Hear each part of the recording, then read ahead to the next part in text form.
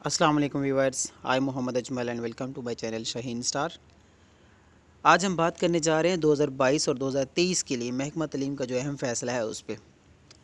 جیسا کہ آپ کو پتہ ہے کہ 2-3 ماہ سے پاکستان میں سیلاب کی وجہ سے بہت زیادہ حالات خراب ہیں۔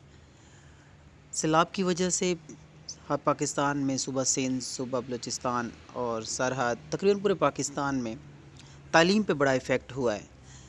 جیسا کہ 2-3 منتھ سے سیلاب کی جو صورتحال میں نہ تو کتابیں میسر ہو سکی ہیں، نہ ہی ہم کہہ سکتے ہیں کہ کلاسز لگ سکی ہیں، اسکول بھی سیلاب سے بہت زیادہ متاثر ہوئے ہیں۔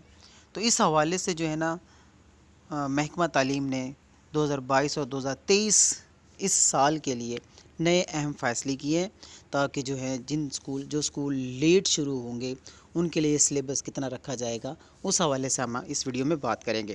اس ویڈیو کو آگے چلنے سے پہلے اسٹوڈنٹ میری آپ سے ریکویسٹ ہے کہ میرے چینل کو سبسکرائب کریں اور لائک کریں، تاکہ جو ہے نا آپ کو نئے آنے والی ویڈیو ٹائم پہ مل سکیں۔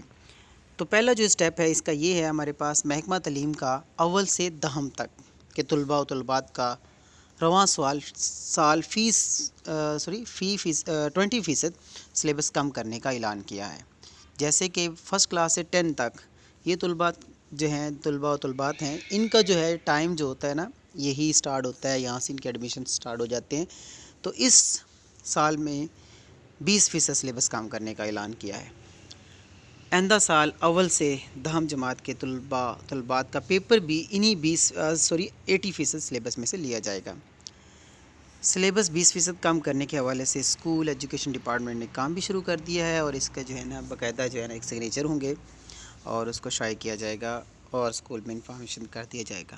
سلیبس کم کرنے کا فیصلہ تعلیمی سال 4 ماہ تاخیر سے شروع کرنے، کتابیں میسر نہ ہونے، سیلاب کے باعث کیا گیا ہے۔ سلیبس 20% کم کرنے کے بعد تعلیمی بورڈ کو بھی آگاہ کیا جائے گا۔ سالانہ امتحان 2023 جماعت نہم دہم کے پیپرز بھی 80% سلیبس میں ہی لیے جائیں گے، اور اس کے بعد جو ہے جیسے ہی کتابیں، ابھی تو 4 منتھ سے آپ دیکھ رہے ہیں کہ کتابیں بھی میسر نہیں ہیں، تو اسی لیے یہ فیصلہ بہت اہم ہے۔